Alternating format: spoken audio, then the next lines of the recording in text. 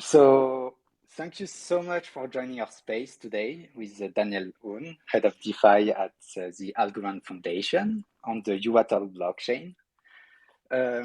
We are doing this meetup, DeFi and Algorand, as part of the Algorand Web Series, a series of meetup to introduce Blockchain Club and students to the Algorand ecosystem. So thank you so much for joining us today. A few words about BAF. BAF is a 501c3 nonprofit that aims to accelerate blockchain education and awareness. This year, especially, we're trying to boost and support blockchain club all over the world, and we host networking and educational meetups like this one.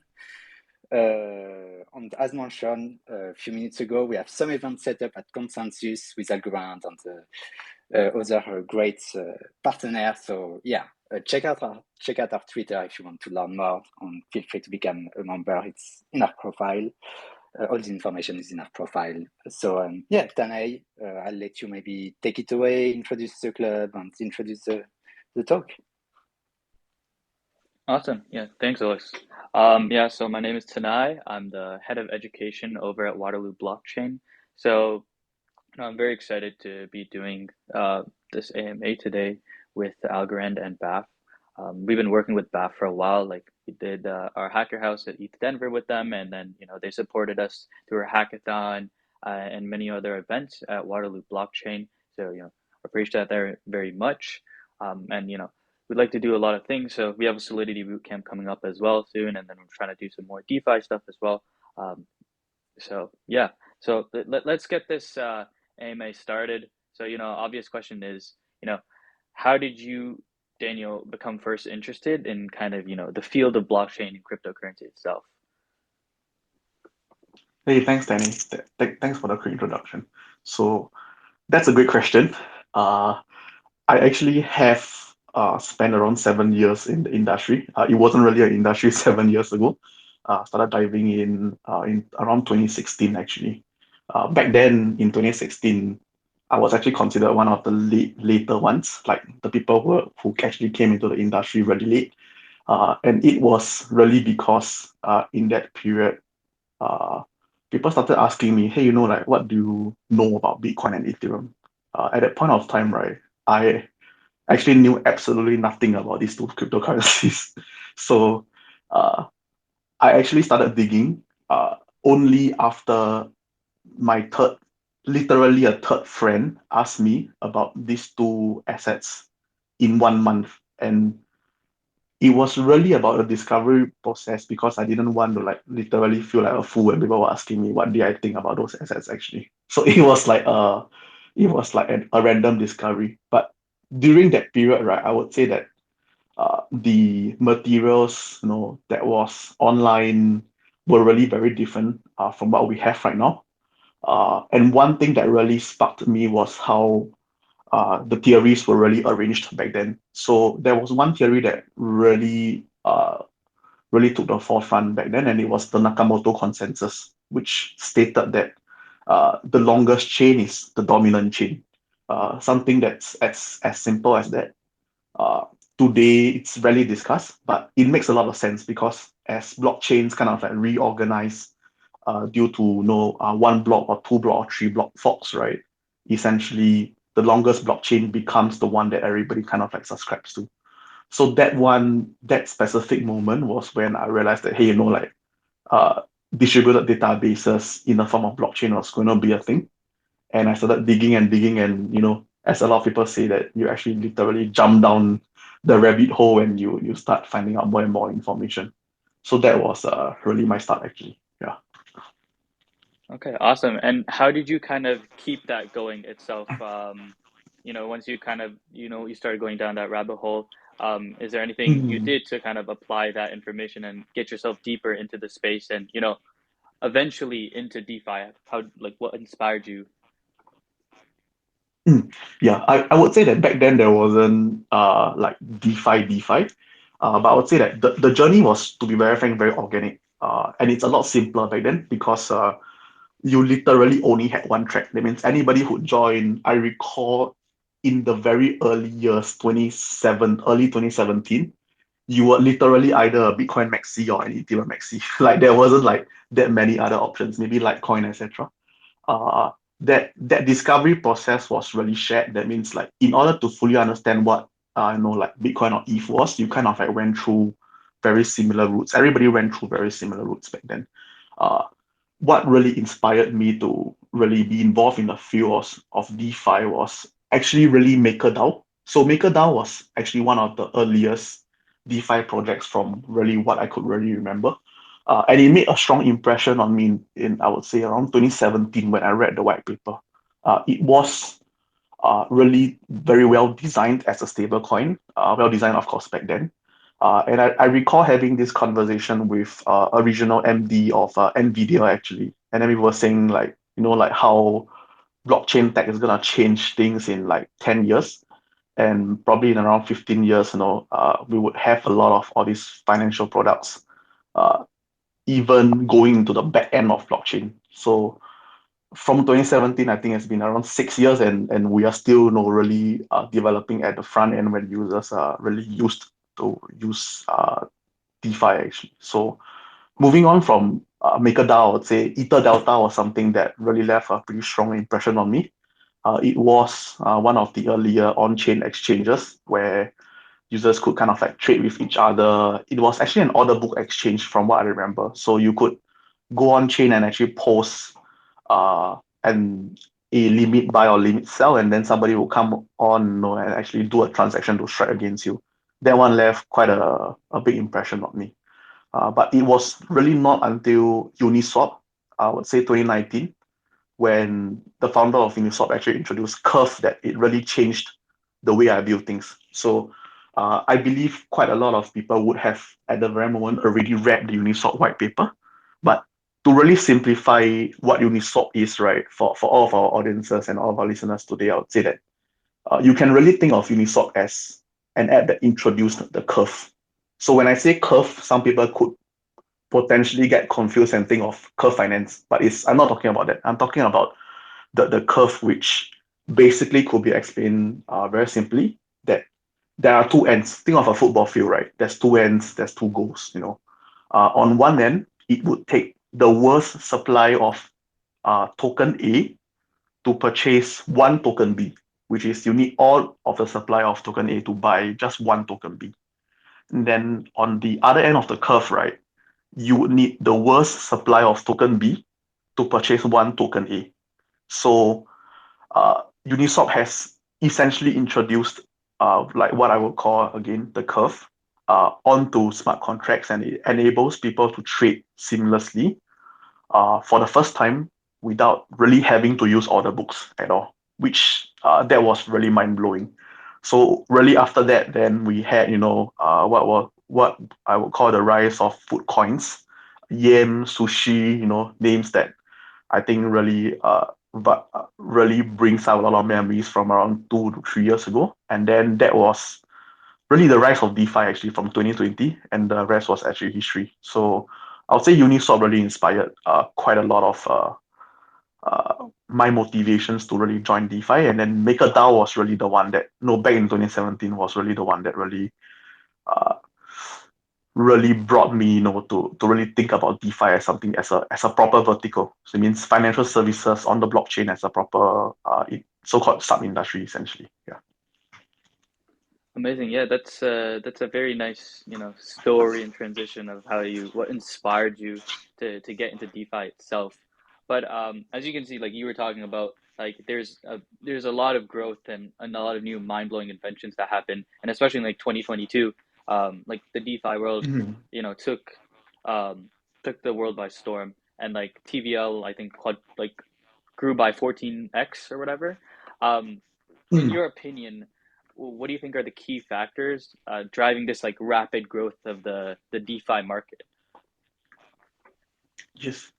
That's a really good question. And uh, I would see, especially in hindsight, it's a lot easier to identify what was really driving it. And uh, it actually took place really a lot in 2020 through 2022, right? And what happened in 2020 was actually COVID. So really looking back, right, it was a very clear manifestation of too much money chasing too few goods, actually.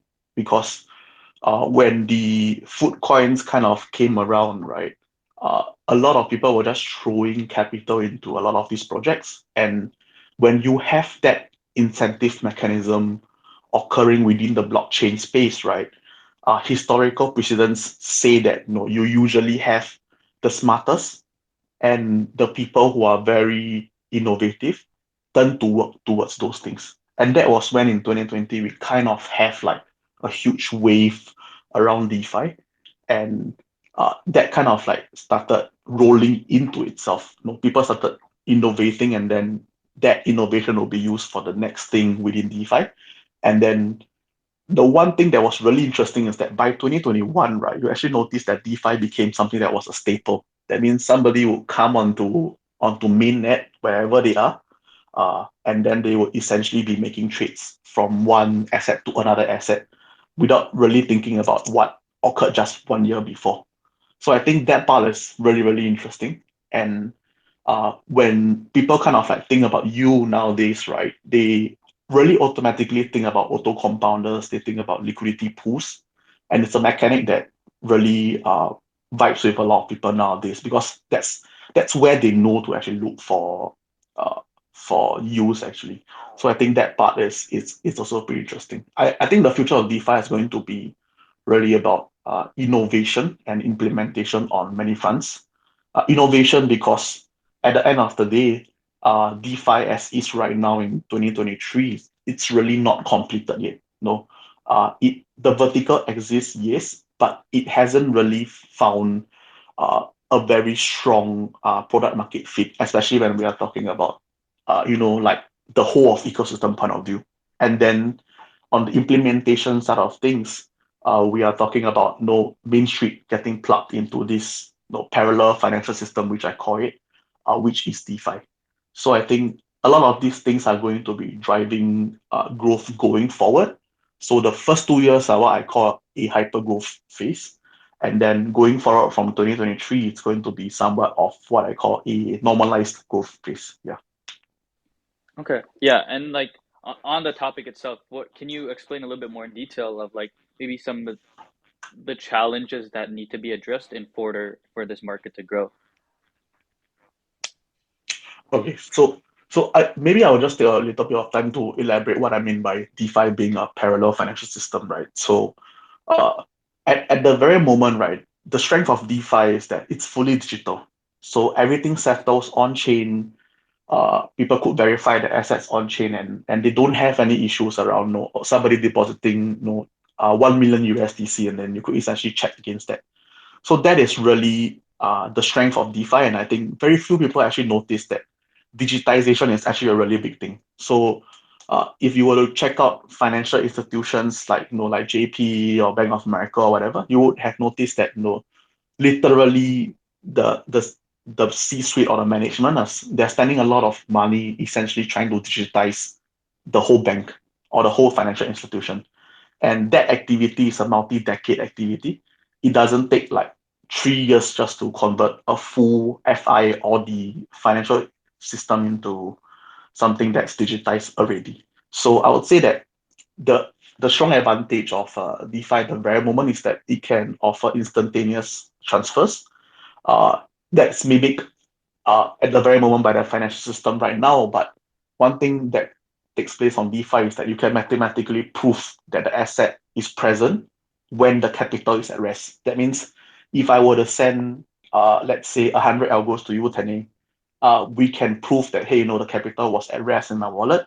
I send it to you through the transaction, and then that 100 algos is going to be capital at rest in your wallet once again. So at any one moment, right, the blockchain is a lot more superior when we talk about transparency, and it's very powerful if it's used in correct ways actually.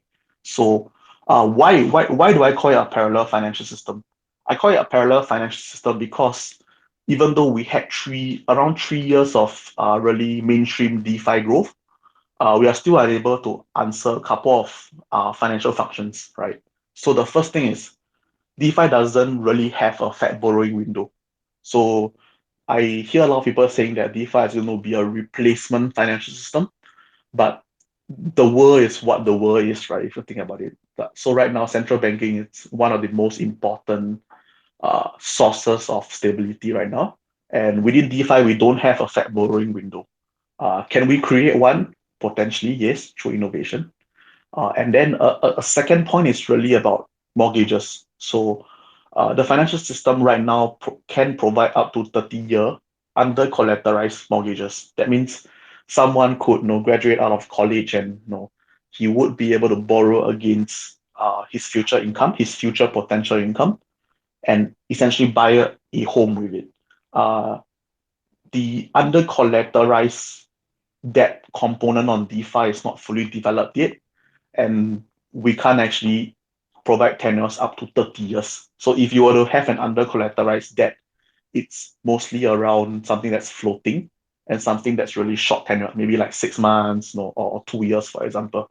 Like a 30-year prediction right now, it's not possible. And last one I would say is credit scoring. Credit scoring doesn't really exist in DeFi. A lot of attempts have been made, but people could just change their addresses once again.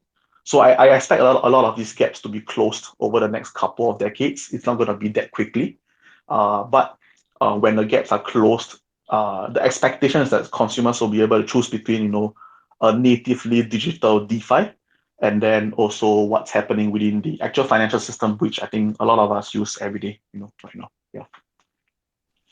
All right, yeah, interesting. And like, at least with those products itself, there's a lot of regulations that come with it, and I think it's still a bit, iffy in DeFi itself. Well, because that space is still evolving, because different jurisdictions are like taking different approaches. Um, what is your thought on like DeFi regulation, and how do you see these like regulatory frameworks shaping like the future of the DeFi market? Yeah. So maybe let me just start with this thing, right? And I think that it's kind of interesting that DeFi is making such a storm within the market. Why do I say so is because at the peak of DeFi, if I'm not mistaken, we had around 260 billion US dollars in assets on chain, right? Uh, if I'm not mistaken, right now BlackRock manages around $8 trillion, which means that when we talk about a large amount of assets, like the forex market, or just financial markets of any country, right? DeFi is still really, really very small. It's large enough to be considered something that's important, but it's still pretty small actually. So I believe quite a lot of people have seen what happened recently with the recent session with the House Financial Services Committee. Uh, to be very frank, right? Let me put it that way. I think DeFi is very reliant on innovation, and innovation is a thing that's very fragile. So what do I mean by it's very fragile, right? It's that when you have like a company, you have a corporation, uh, innovation is something that usually gets startled very easily. When you're moving funds around, you're committing resources towards like the back office or the middle office or sales. Innovation usually gets put on the back burner. But of course, in kind of a precedence way, right? We know that the whole of the blockchain industry essentially relies on innovation. It's not just DeFi, to be very frank, and I think from my point of view is that I would love to work with the regulators, and we are constantly working with regulators to ensure that we try to protect this innovation, this innovative space where developers and the community can come together to co-create products. And to be very honest, right, I think a lot of regulators, right, they know this. They know about the fact that they have to protect the innovation while protecting consumers and investors when they're talking about enforcing legal in their own countries actually. So it's actually a very tricky piece, and I really think that it's going to take time before we have more clarity around the status of like blockchain assets, the status of like like metaverses, etc., status of like DeFi transactions even, uh, and it's really gonna take a lot of years. But I think projects, layer ones, and even like much larger consortiums, cooperating with regulators is really the best move for any project, building on this frontier, right? So if you look at how regulators work, right, blockchain is not the only industry that has issues trying to educate regulators. If you look at AI, you look at other emerging technologies, they kind of share the same kind of issues actually. So I think regular discourse it's very important, and making sure that, hey, when we do things, we kind of like update the regulators and don't find education being too a burden actually. It's kind of like everybody progressing together. Yeah. Yeah, and like on that, like with the regulatory bodies, what do you kind of see the role of the government playing in this regulation in the DeFi space? And do you think they might come Mhm. in with with over regulation and maybe the risks like associated with it? Yes. Okay, so here's the thing, right? I'm not like an expert regulator, but I kind of believe in something uh that has, and it was very clearly presented to me, right? So in I'm actually born and bred in Singapore. So we actually have this thing that's called a national service. So every guy actually has to take out time, to serve as a firefighter, as the police, or in the army. So I actually served time as a police officer in Singapore. So one thing that's very important in policing is that you actually cannot regulate what you can't enforce. So the way I see it is this, right? Is that at the very moment, there is a human resource problem. And the human resource problem is that a lot of the talent, a lot of the people who are really interested in NFTs, DeFi, crypto, blockchain, enterprise blockchain, are piling into the industry itself. You see, nobody wakes up and say that, hey, I want to work in DeFi, and I want to work for the regulator. If you think about it, so it's really a thing that I believe literally just needs time. So over time, right, the amount of knowledge it's present, and DeFi could potentially become something like like finance and economics that a lot of people actually pick up, and it becomes kind of like general knowledge actually. So when we actually arrive at that front, right, then it becomes a lot easier for regulators to actually put in the enforcement at correct points. Uh, my own personal observations that I want to say is that I have seen a lot of countries actually go ahead and enforce. And a lot of the enforcement are actually, to be very frank, they are very valid actually, because you have seen uh kind of like rugs, for example, that take place on chain. And having this enforcement, even though regulation is not super clear, it's that part is extremely important.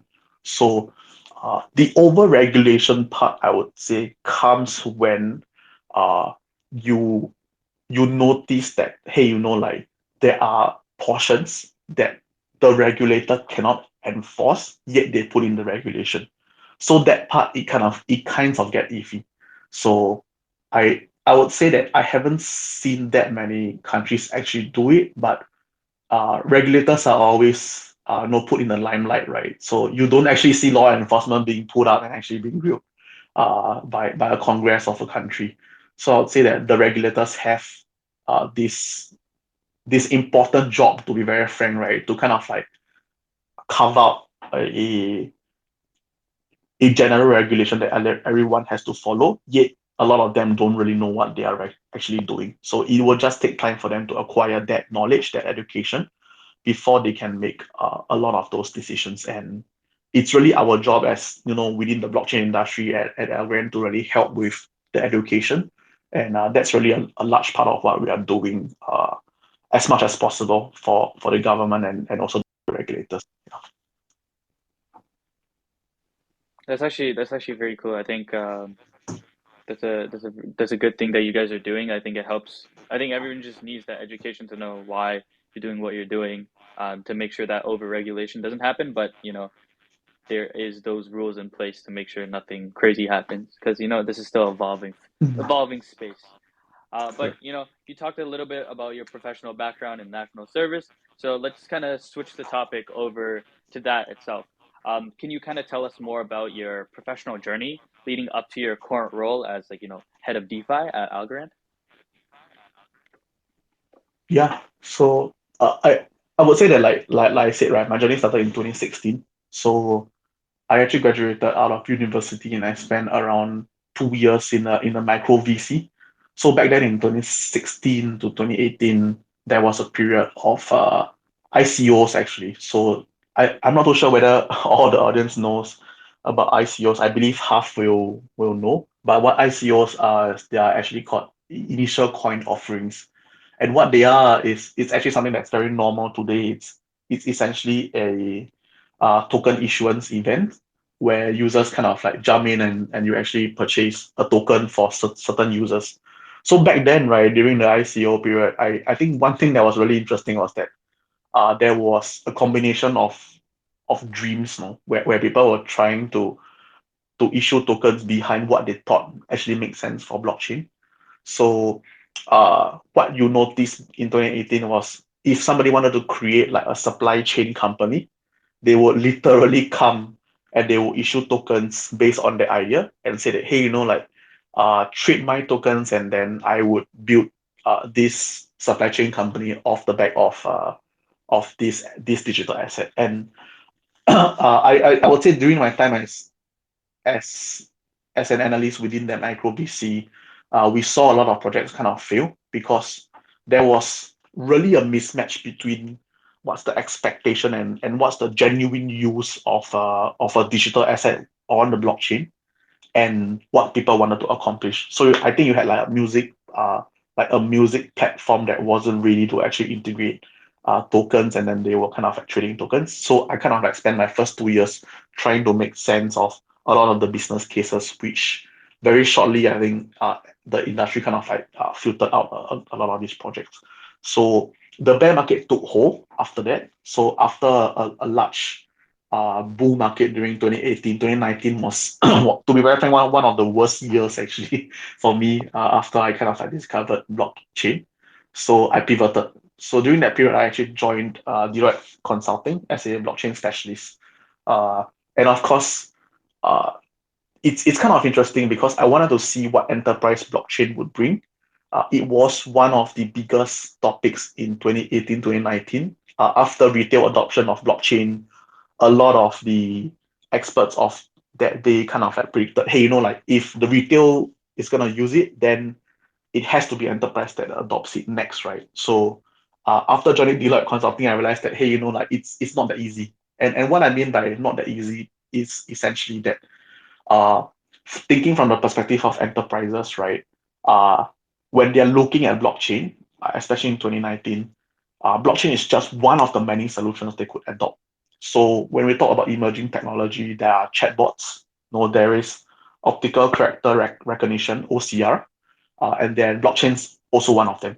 So thinking from the perspective of a large company, a large technology services company, they would actually sit down and actually evaluate the benefits of bringing blockchain in. And one thing that really made me pretty surprised was that blockchain actually didn't bring that much financial value, but because of the retail uh, knowledge and the retail hype around blockchain, but even back then, right, a lot of the CFOs were willing to actually spend quite a lot of money on developing their blockchain capability, even in 2019.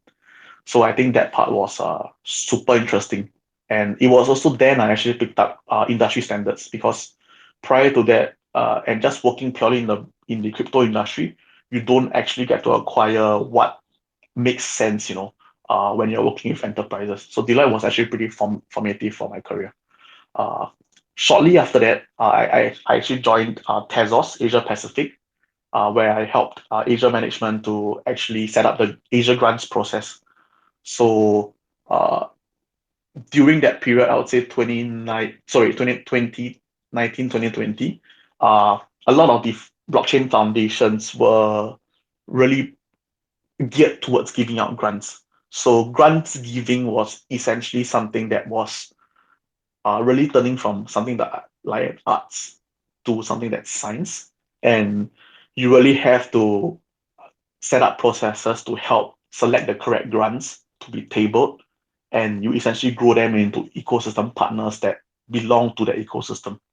So Telos was also pretty interesting because it brought a lot of non-EVM knowledge and a lot of challenges, which I think really applied to Algorand, especially at the very moment. So I think it's really a combination of experience and wanting to be part of Algorand that really led me into Algorand.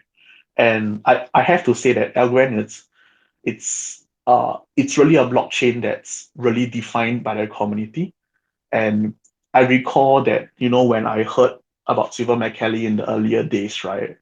I the one thing that really stuck with me was that, hey, like I could literally Wikipedia any of the cryptographers and they would have won awards on awards, and it was super cool. I didn't even really needed to look at the blockchain to know that it was a great product. And when I looked at the blockchain, right, that was when I realized that, hey, like we are really onto something. That's what really led me to being the head of DeFi at the Algorand Foundation. Yeah. Did you ever want to be more what everything sounded very like the cryptography stuff was very cool to you. Did you ever want to be on like more of that Mm. side than more of that technical side? Or Yeah, that's a really good question. I would say that okay, I don't have a short answer to this, so I have to spend a couple of minutes answering this. But I would say that the space which is blockchain, right, kind of moves around in terms of specialization uh in general every year. So just to turn time back once again, right? In 2017, 2018, believe it or not, economics was something that was really important because teams, project teams, and a lot of people needed to design good token incentives around the tokens that they were issuing. So it was an internal demand and no an internal supply and demand, creation of supply and demand. That doesn't really exist today because everything exists within an ecosystem now. So in around 2019, 2020, that whole story kind of like pivoted towards enterprise blockchain, right? Where the focus was on creating business cases that would be business analysts, and then also devs are of course needed for the past 10 years of blockchain anyway. So I'm not going to really focus on devs, but devs are needed. And then around 2020, you needed the finance people. So in 2020, if you're trying to develop like a DeFi application, if you didn't have like good economics of finance, mostly finance background, right, you would really struggle. And then when DeFi started maturing, you needed math people, people who were really strong in math. Uh, and then at the same time, you also saw uh, the the beginnings and the growth of not just to step aside NFTs, where you needed more arts people to come in. So I think at any one time, right, that amount of that specific knowledge year on year kind of changes. And when that specific knowledge and that demand within the industry changes, right, it pulls in people from different backgrounds. So one year you might see a lot of engineers coming in. The other year you might see a lot of bankers, and then the other year you might see a lot of architects, and even bioengineers coming in. So that part it's the part that was really interesting to me, to be very frank. And for me, I graduated economics. So for me, using a lot of the economics background, it's really crucial, to be very frank. Yeah. okay, yeah, and that's that's interesting. Okay. Never thought about that. But Mm. in your current role itself, what do you think? What skills and experiences do you feel have been the most valuable in this current role from like a fulfilling career? Mm. Yeah, I would say that I mean, for me, right, I personally observe that there are quite a lot of DeFi leads that have either a pure dev background or someone with a pure finance background.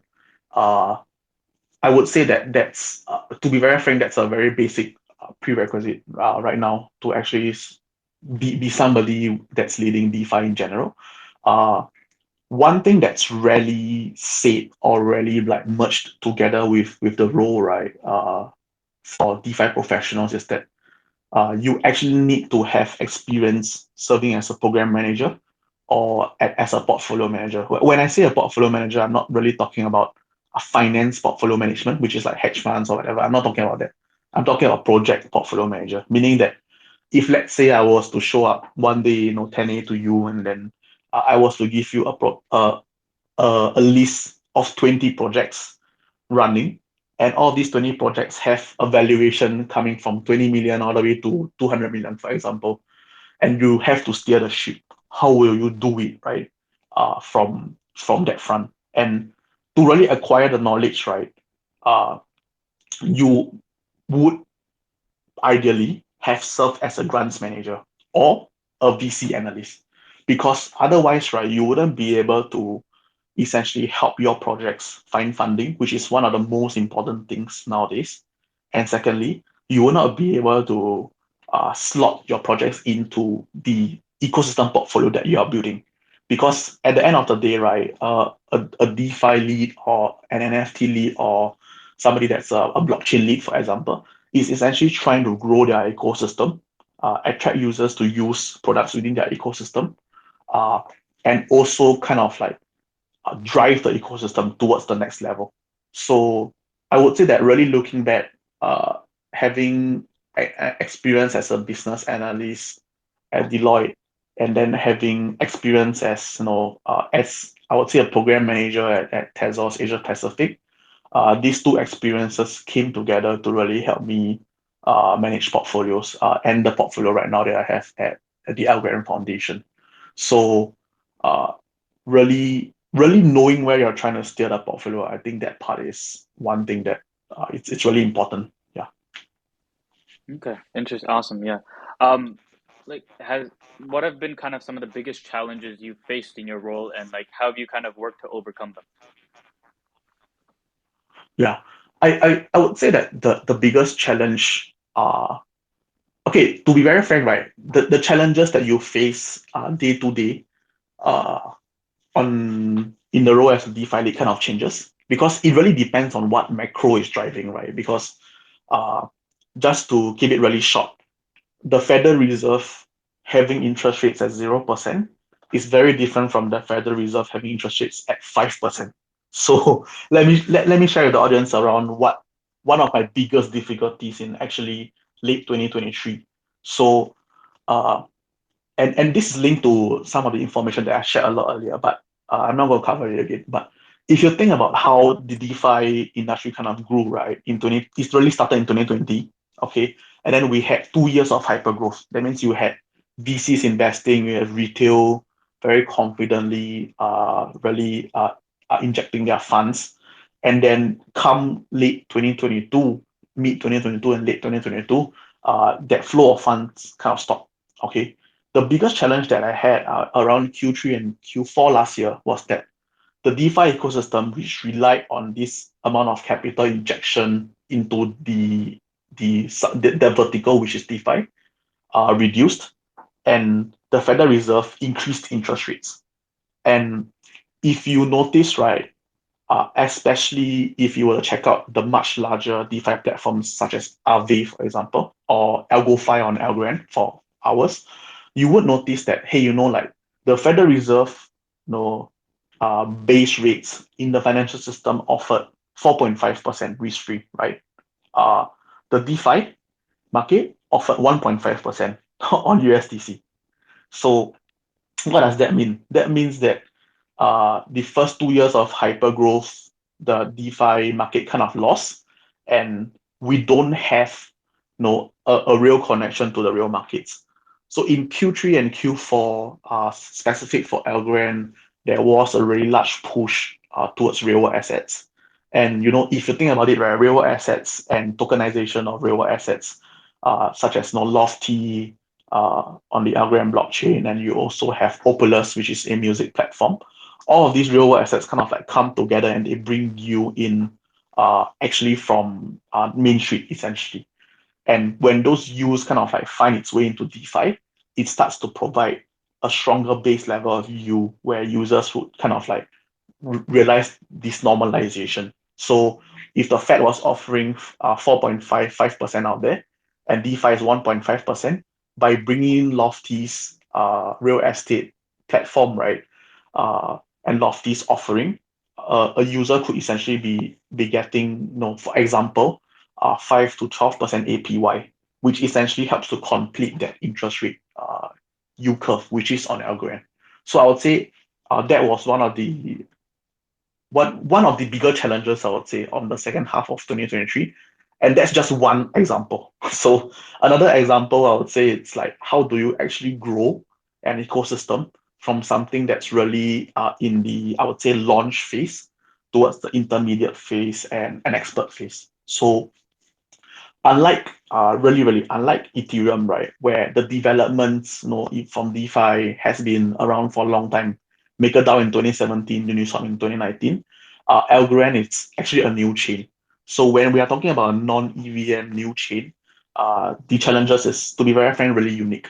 I would say that the growth, which is Algorand DeFi, really started occurring in the start of 2022. So we have a couple of strong legacy applications before 2022 that are even functioning today. But in 2022, we started really seeing more and more growth within the DeFi space.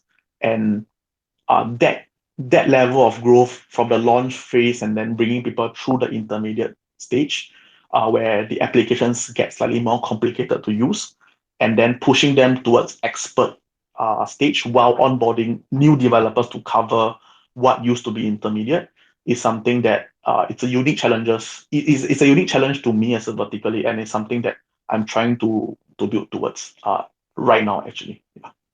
Hopefully that answers the question. No, yeah, that was a great answer, and I think we got a lot out of it. You kind of talked about Algorand's approach to DeFi. Could you kind of explain a little bit more in detail of how it kind of differs from other blockchain platforms, and like what are kind of the unique advantages it offers, specifically towards, DeFi devs and users itself? Mm. Yeah, that's a good question. So, I would say that half of the DeFi ecosystem portfolio applications that's building on Algorand actually agree that there is number one, low fees on Algorand, and number two, consistent uptime. So these are two things that a lot of DeFi and even CeFi / financial institutions look at uh, when they're considering which blockchain they want to build. And Algorand has consistently aced in that front. So Algorand is actually a prime decision, I would say. So if you were to read reports that's within the industry, you will notice that, hey, like a combination of this constant uptime and low fees is actually a strong USP to a lot of these DeFi and CeFi teams, actually, especially the decision makers. So this combination of this offering, right, around 4-ish seconds to confirmation and finality in one block, it's also something that's really important. What I mean by that is, if you were to really use the Algorand blockchain for what it is, right, and you actually made a transaction. So if, let's say, I were to make a transaction on AlgoFi or Folks Finance or PackFi right now, uh, it would take half the time, right? I actually need to get a confirmation on the Ethereum blockchain.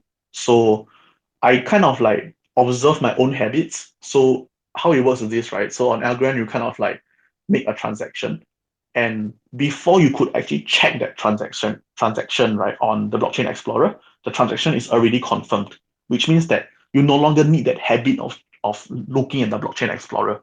So then your question will be like, why do you have the habit of checking the blockchain explorer? It's because of legacy behavior coming from using Bitcoin and Ethereum, actually. So I strongly believe that there's a lot of users that use Ethereum right now, that when you make an Ethereum transaction, right, all you really do is that you click the Fox that's on your MetaMask or your Ledger, and you go to the transaction page. You look at the transaction, wait to be confirmed, and then once it's confirmed, right, after X amount of seconds, maybe 30 seconds, 2 blocks later or something, then you get about your day, right? So that part is actually one thing that uh it's part of the user experience, because if you think about it, right, when you're using an application such as Instagram or even Twitter for a fact, right, as a user, you never have to double check you never have to double check or wait for a transaction to execute. When you click a button, when I click a button right now on my mic, on this mic button, right, on the Twitter application, I know that essentially my mic is going to be muted right now. Okay. So Algorand delivers that experience. And that experience is extremely important because over time, uh, the general expectation is that when we onboard financial institutions, CFI, DeFi, and whatever,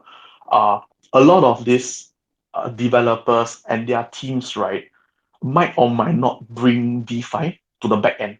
Okay, so DeFi right now exists on what we call the front end because users, when they are making exchanges of their assets, let's say they go to a DEX or they are bridging assets from a chain to another chain, right? It takes up like, to be very frank, like 1/3 of their blockchain life. So if let's say you were trading a token A to token B, you go to a DEX, that's kind of like your mind space.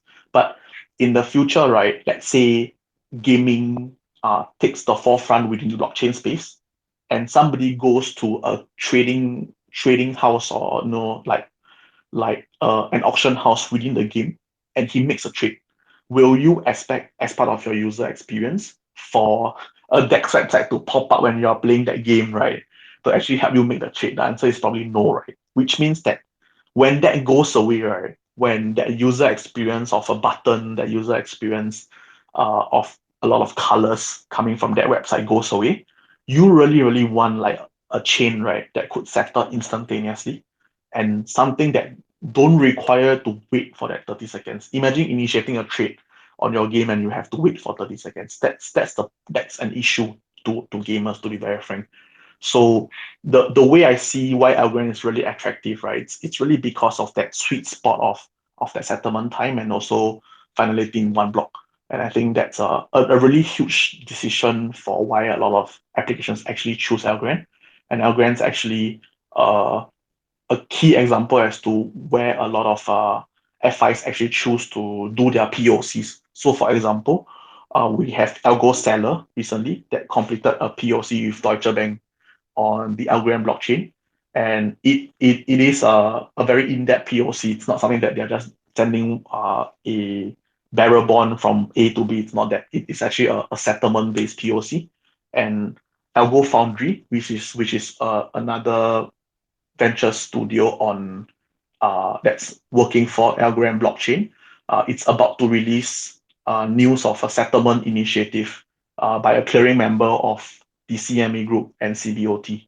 So behind the scenes, we actually hear a lot of POCs, a lot of MVPs being completed on the Algorand blockchain, and that's where a lot of this financial activity actually takes place. Yeah. That's that's very interesting. And then on the topic of POCs itself, um, in your opinion, what do you think are the most exciting developments happening in the DeFi space right now? And how do you kind of see Algorand playing into those roles or into those trends? Yeah, that's a very good question, right? Because at the end of the day, right, we have to be relevant to the market, and that's to be very frank, one of the first top few priorities of my role. So I want to share something from our founder Siva McKelly out of MIT. So in an earlier uh, panel, right, he shared that the future of blockchain is interoperability, and I think at the very moment, nobody really doubts that it's interoperability. It's actually going to be something that's really important, right? So there are strong developments in the space. We saw Layer Zero, we saw bridges, being hacked and then made whole again, and stuff like that. For Algorand, right, we actually have, I would say, a native technology, and that's state proofs. So we have an application that's being built right now by our friends at Applied Blockchain, and it's actually called London Bridge, where we expect that state proofs will be used to actually be sent to will be actually be used to send assets from Algorand to other chains, and then hopefully in the future from other chains back to us. So I'm starting to observe the growth of many of our DeFi dApps, and I would say that the next stage of Algorand DeFi is to actually pull more users in coming from other chains, and that's where interoperability is going to be super important. We have spent the past 1 year building a really solid base around a lot of our applications, and I would say right now Algorand DeFi kind of like exists at the intermediate slash expert stage of the blockchain DeFi life cycle, and it's time for us to really move deep into the expert level. So that's interoperability.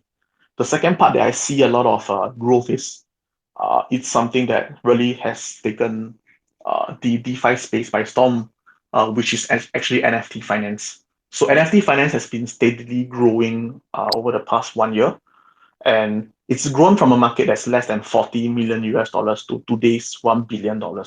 So over 1 year, that kind of growth is actually pretty amazing actually, and I believe that that's slated to grow even more in 2023 as a lot of high and expensive NFTs such as in the form of profile pictures, artwork, and games uh, that have up to 10 times the amount of consumers, not investors, consumers, that are using NFTs, right, are going to want to find ways around collateralizing it and borrowing against those assets. So at the moment on Algorand, we already have several apps serving those purposes. So we have Atlantia. Atlantia is our leading NFT borrow and lend. Currently, it has around $100,000 in loans originated. And then we have another application that's called Galapagos that's slated to launch, I think, later next month, actually. So I would say that these two developments are very interesting and things that we are trying to push towards. But to be very frank, since the Algorand portfolio is very large, right? At any one point of time, we are pushing towards 4 to 5 different things at any one time. And at the end of the day, Algorand blockchain is one of the blockchains which I think would perform very, very well in the financial industry. And that's at the same time at any one point of time on the top of my mind. Yeah. Yeah, those are some really cool DeFi projects on Algorand itself. And before I ask my next question, I wanted to know, do you have a hard stop at 9 o'clock, or is it okay if we go over a little bit? Oh, no No hard hard stop. stop. Yeah, I can go a little Okay, bit. Yeah, awesome. no All right. worries. Yeah, so since there's like a lot of DeFi applications being built and a lot of stuff is moving over, how is Algorand kind of focusing on, scalability and transaction speed and like it's like trying to support that growing demand of all these DeFi applications? Mhm. Yeah, I think that's a really good point. So I would say that the block time, which is Algorand blockchain right now, which is somewhere around 4 seconds and it's going down. Uh, to be very frank, it's already pretty quick because if you were to compare to financial institutions and their applications, some of their software, to be very frank, it even lacks, right? Or some of some ways, like if somebody was trying to send $10 million, he might be writing an email from a staff from Nomura to somebody to Bank of America. So I would say that uh, DeFi itself and Algorand itself comes together as something that could really disrupt and essentially help a lot of our partners and a lot of FIs actually grow into that space as they are digitizing. So I would say that uh, this is definitely going to take time, but I think when the integration actually happens, right, the strength of the Algorand blockchain is going to be very, very apparent as the reasons that I've given above in one of the earlier questions. Because you don't want to be like making a transaction and then you're unclear where the transaction is. But at the same time, since the Algorand blockchain is a blockchain, it's not any type of software. You could essentially, number one, verify capital at rest of the sender, verify the transaction, which is something that a lot of people already know. And then the third thing is to verify capital at rest of the receiver. So all of these things are extremely important when you're talking about trading of large amounts of like bonds or even like forexes or treasuries, moving of treasuries of companies. One thing that's very unique to Algorand, I would say, is that Algorand could address a lot of the hard questions within a CFO office of an enterprise. So when I was working at Deloitte, right, I would say that there was a problem statement that was really, really very hard to solve. And it is known as the intercompany problem to people who work on purchase orders and trade settlement. So what's the intercompany problem, right? Like what does it really mean? It means that when you have a global CFO and the global CFO has like regional CFOs, and then the regional CFOs have like country CFOs and stuff. Uh, Large enterprises like that, right, usually do business with each other. That means, for example, company ABC out of Japan, when they send goods to company ABC in the States, right, they usually have to settle somewhere on the balance sheet, and they actually have to pay up, right? So when that happens, right, some of those specific CFOs actually do not make the payment, making the total exposure of the global CFO kind of out of whack. That means at any one time, right, for a company that's large, uh, the CFO is expected to have around $50 to $70 million in assets that he does not know whether it's settled or not, does it exist or not, etc. And that's a risk that CFOs for large MNCs take all day, every day. Okay, so when we speak about Algorand and applications in financial services, right, that's where Algorand could really help to settle that. Because when we see a full-on integration after they have digitized, you will be able to essentially audit and actually check once again capital at rest, the transactions themselves, and then capital at rest again. So I think I'm to be very frank, I'm really excited about Algorand playing a very key role in DeFi and its evolution. Yeah. Okay, awesome. Yeah, we can kind of switch over more to kind of that um, long-term focus of Algorand itself. So, could you kind of share any insights you have into Algorand's like long-term vision for DeFi?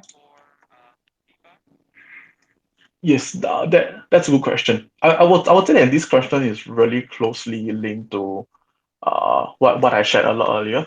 Like Algorand DeFi really started its hypergrowth phase, which meaning from the launch phase, right, from around early 2020. But of course, there are legacy and strong apps that's servicing our users up to today.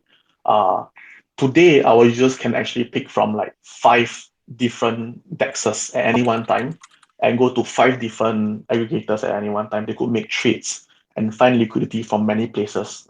Most of the time, the users tend to pick what they really like.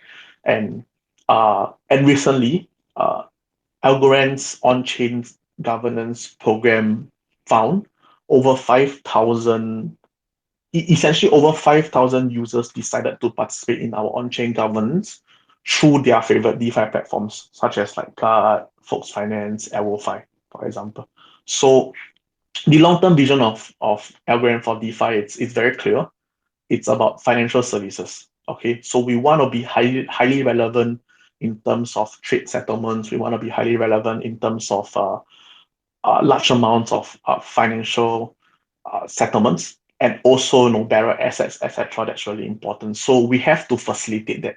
But in order for us to actually facilitate that effectively, we have to push the portfolio, which is our Algorand DeFi ecosystem partners, in, into the maturity phase, meaning that we have to bring them from the launch process to intermediate, which kind of happened over the past year, and then from intermediate towards the expert stage, where all of them are themselves expert, which could handle a financial institution by themselves. And we are really seeing that happening. Like the level of professionalism and expertise within Algorand DeFi, I would say it's really at that really strong stage right now.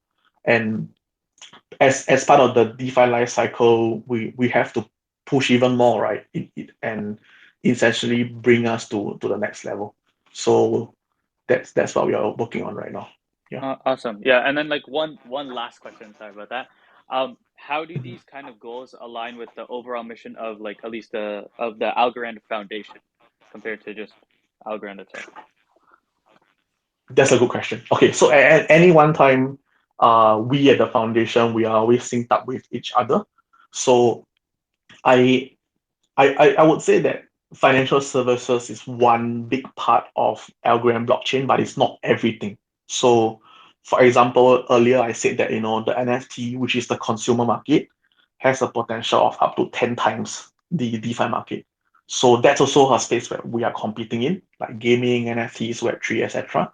And then also uh, future innovations. So the one thing that a lot of I would say chains haven't really grasped or focused on, right, is that if you notice, right, even though NFT and DeFi has its roots in 2017, 2016 due to that boom back then, DeFi is something that really started launching in 2020. Okay, so what does that mean? That means that a blockchain will have to stay flexible, it will have to stay agile, and its technology and even its core, which is the base of that blockchain and the foundation itself, right, will have to stay very fluid. When a new vertical comes, we have to be ready to welcome it. No, there's gonna be new verticals because blockchain is a technology. When the innovators innovate, there's gonna be new results and new products created from that point of view. And when it comes right, I would say the Algorand blockchain is really ready to be able to uh, take that on and essentially build on it. So I think that part is actually not lost on us, and we are always looking out for the newest things. We are evaluating or syncing up with each other, and I think that part is super important. And I would say that we have a very strong community, and they have enabled us to essentially do this and to deliver the products to them. Yeah. That's awesome, and I'm excited for what Algorand has for the future, and you know maybe partnering with Algorand Foundation for some more education. But as we come to an end to this insightful AMA, I'd like to thank you, Daniel, for coming out and sharing your Thanks, experience Terry. and sharing your knowledge with us. And I would like to thank BAF for setting this up. We hope everyone here, gained a deeper understanding of like the many exciting developments that are happening in the DeFi space and how Algorand is kind of contributing to the growth and the maturity of this ecosystem. So as always, we encourage all of you to stay engaged with Algorand, the Algorand community, and explore the endless possibilities of DeFi. And I will do the same myself. Thank you again for joining us, and we hope to see you at our third session of the Algorand web series.